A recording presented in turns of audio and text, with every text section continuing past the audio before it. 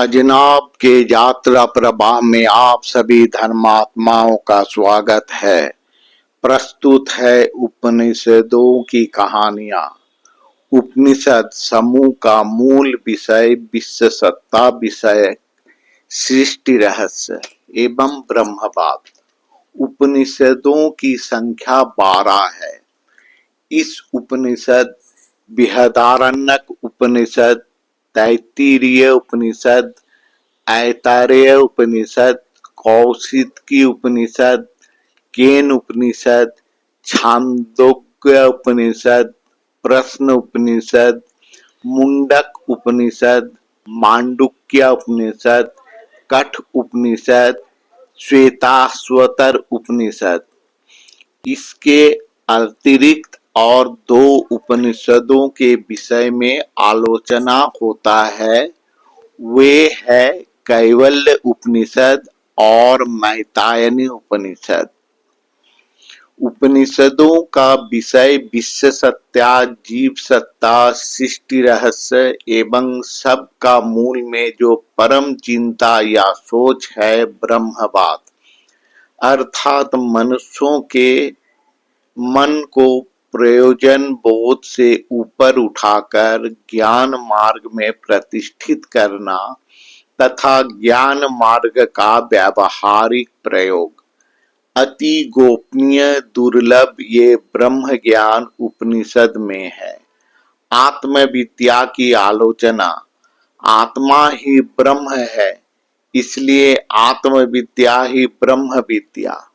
उपनिषद के अनुसार विद्या के 2 प्रकार, पराविद्या एवं अपराविद्या। उपनिषद ब्रह्म ज्ञान संचार करता है, इसलिए ये पराविद्या है। उपनिषदों की रत्नमय सागर से कुछ रत्नों को कहानी के माध्यम से भारत धर्म यात्रा पर प्रस्तुत किया जा रहा है। पहला उपाख्यान नचिकेता की कहानी। इस कहानी को कठ उपनिषद से ली गई है। इसमें मृत्यु के अधिपति यम और वाजश्रवा का पुत्र किशोर नचिकेता के मध्य कथोपकथन के माध्यम से आत्मा का स्वरूप एवं संपूर्ण आत्मज्ञान का शिक्षा प्राप्त होता है। प्राचीन काल में वाजश्रवा नामक एक ऋषि थे, परम धार्मिक, याग यज्ञ परायण। उनका एक पुत्र था नचिकेता। वाजश्रवा ऋषि एक समय एक विराट यज्ञ का आयोजन किए थे। उस यज्ञ का नाम विश्वजीत यज्ञ। ये यज्ञ जो भी अनुष्ठान करते उसे अपना सर्वस्व दान करना पड़ता था, श्रेष्ठ दान करना पड़ता, सर्वापेक्षा प्रिय वस्तु दान करना पड़ता।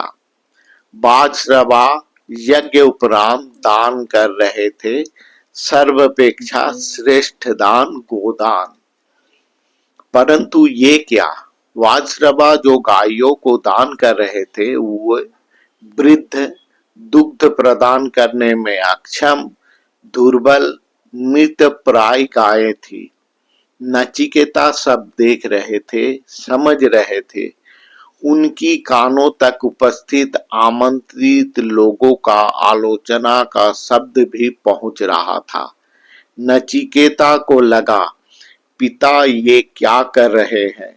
इस प्रकार दान देने से तो ये यज्ञ ही निष्फल हो जाएगा। पिता जिस उद्देश्य और कामना की पूर्ति हेतु यज्ञ कर रहे हैं उसका कोई औचित्य नहीं रह जाता। इस प्रकार सोचकर वो पिता के निकट पहुंचे।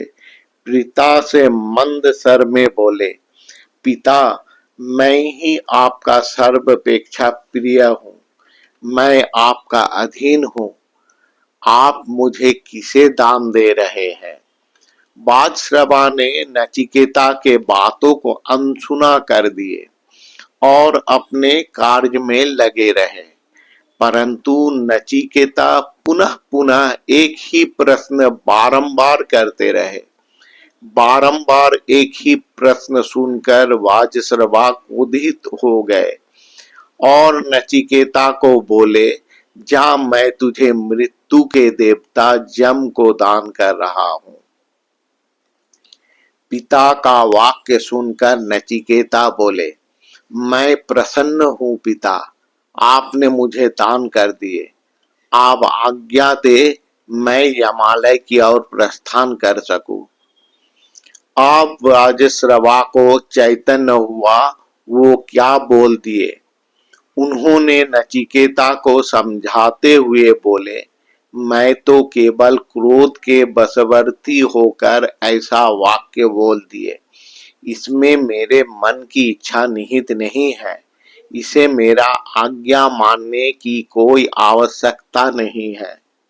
नचिकेता उत्तर दिए, हे पिता, हमारे पूर्व पुरुषों को स्मरण करें, वो भी इसी पथ पर गए हैं।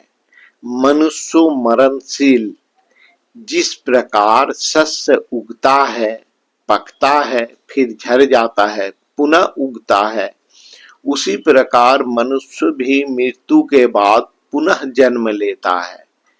पिता, करोड़ों करोड़ों मनुष्यों इसी पथ पर गए हैं, जा रहे हैं, जाएंगे भी। मैं भी अमर नहीं हूं, एक दिन मेरा भी मृत्यु होगा। इसलिए पिता, सत्य से विचलित ना हो, मुझे जाने की अनुमति प्रदान करे। पिता की अनुमति लेकर नचिकेता यमपुरी की ओर प्रस्थान किए। नचिकेता जब यमपुरी पहुंचे तो यम अपने आलय में नहीं थे। जम की अनुपस्थिति में नचिकेता वहां भूखा प्यासा जम की अपेक्षा में समय काटने लगे। इस प्रकार 3 दिन के पश्चात यम अपने आवास में पहुंचे। गृह में पहुंचकर यमराज को ज्ञात हुआ, एक ब्राह्मण कुमार उनका गृह में उनकी अपेक्षा में 3 दिन 3 रात अनाहारी अनिद्रित रहकर उनका प्रतीक्षा कर रहे हैं।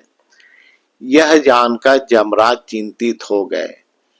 जिस प्रकार गृहस्थ का गृह में आग लग जाने पर जल्दी ही उस पर नियंत्रण नहीं करने पर गृहस्थ का अकल्याण होता है, उसी प्रकार ब्राह्मण यदि गृह में अतिथि स्वरूप आते हैं तो उन्हें तुष्ट किए बिना गृहस्थ का कल्याण नहीं होता। यमराज पाद्य अर्घ्य द्वारा नचिकेता को तुष्ट करने गए।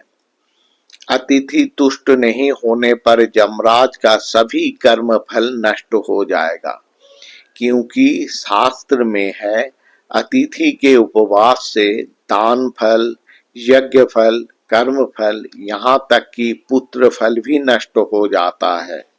इसलिए यमराज नचिकेता को यथा यज्ञ समादर द्वारा तुष्ट करके बोले, हे ब्राह्मण, आप मेरे अतिथि होने के उपरांत भी मेरे गृह में 3 रात्रि अनाहारी होकर रहे। आपको नमस्कार। आपका क्रोध से मेरा कोई अमंगल ना हो। मेरा चित्त आपके प्रति प्रसन्न है। प्रति रात्रि के लिए आप एक एक वर प्रार्थना करें। मैं आपकी 3 आकांक्षाओं को पूरा करूंगा। उपनिषदों के दूसरा भाग में नचिकेता के उपाख्यान के अंतिम भाग को जानेंगे। नमस्कार।